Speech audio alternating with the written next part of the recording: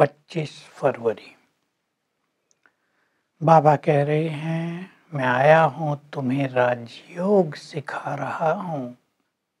इस योग बल से ही तुम सतो प्रधान बनेंगे। मैं ज्ञान का सागर हूँ। मैं ही आकर तुम्हें सृष्टि के आदि मध्य अंत का ज्ञान देता हूँ।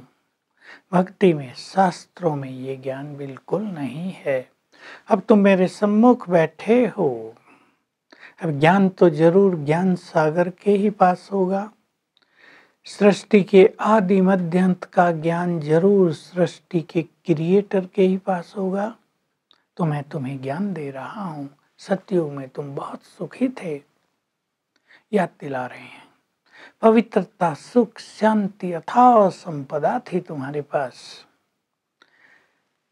सतयुग बीता, त्रेता, फिर द्वापर, कलयुग का अंत आ गया। तुम सब दुखी हो गए, भक्ति करने लगे, मुझे बुलाने लगे, हे पतित पावन आओ। मैं आ गया हूँ। अब तुम्हें पावन बनना है। अब तुम मेरी आज्ञा पर चलो। इस कलयुगी दुनिया का विनाश होना है, लेकिन उससे पहले सतयुग की स्थापना अवश्य हो जाएगी। तो स्थापना करने के लिए मैं आ गया हूँ। मैं निराकार हूँ। निराकार बिना साकार के तो कुछ काम कर नहीं सकते। तो मैंने इस ब्रह्मा के साकार तन में प्रवेश किया है। ये अपने जन्मों को नहीं जानते।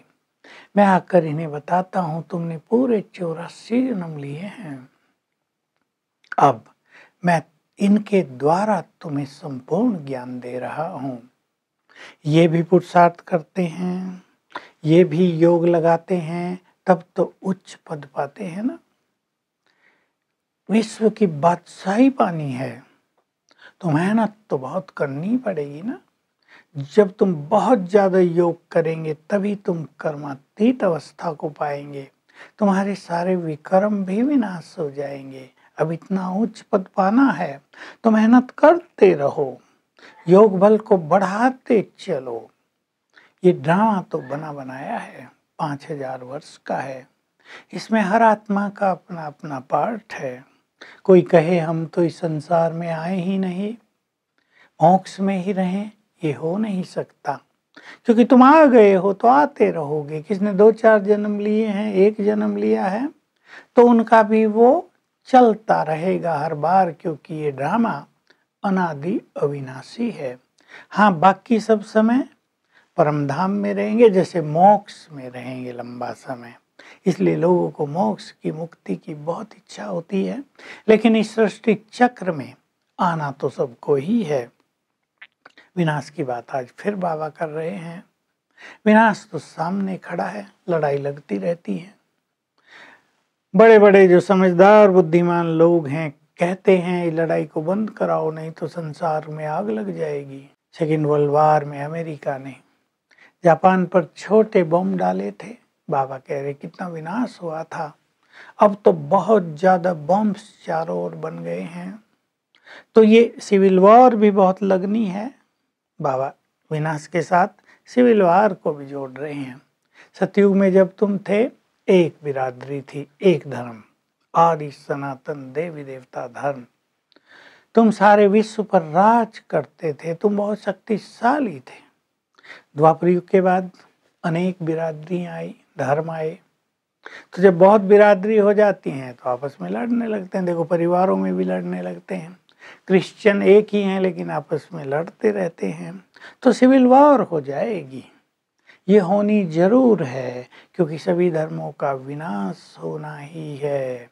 सेपलिंग लगा रहे हैं बाबा सतयुग की, जैसे वृक्षों की सेपलिंग लगाते हैं, पौधारोपण करते हैं ना, तो वृक्षों की, पौधों की पुनः सेपलिंग लगाते हैं। सब इतने पौधे लगाओ, इतने लगाओ। तो बाबा कर रहे हैं स्वर्ग की स्थापना, नई दुनिया की सेपलिंग लगा रहे हैं। तुम ब्राह्मणों के द्वारा, तुम ही ब्रह्मा के बच्चे बने हो, तुम ही बाबा के इस स्थापना के कार्य में उसकी मदद कर रहे हो, तुम ही राज करोगे। तो तुम्हारा बड़ा महत्व है। तो तुम सेपलिंग लगाते चलो, सबको ज्ञान देते चलो। ज्ञान सीधा ये नहीं दिया जाता, भगवान आया है, नहीं तो लोग कहेंगे ये तो कल्पना की बात कर रहे हैं, भगवान भला कहीं मिलता है क्या। उन्हें 3 बाप का परिचय दो। लौकिक जिसने शरीर को जन्म दिया, पारलौकिक जो आत्माओं का पिता है, और तीसरा ब्रह्मा बाबा जो अलौकिक पिता है। फिर बताओ कि आत्माओं का ये पिता है तो वो आया है, ब्रह्मा तन में आकर सबको ज्ञान दे रहा है। तुम भी उनसे ज्ञान लो, सुखी हो जाओगे, पावन बनो। पावन बनना इम्पोर्टेंट है। तुम पवित्र थे, ये लक्ष्मी नारायण संपूर्ण पवित्र थे। कलयुग में है सब संपूर्ण है पवित्र। तो कोई नहीं विचार करता कि यहाँ अपवित्र वहाँ पवित्र। तो अपवित्र को पवित्र बनाने वाला कौन है, किसने बनाया और कैसे बनाया। श्री कृष्ण का नाम लिख दिया है, गीता बना दी है बहुत छोटी। बाबा कह रहे, बाबा तो रोज पढ़ते थे, ब्रह्मा बाबा आधे घंटे में पढ़ लेते थे।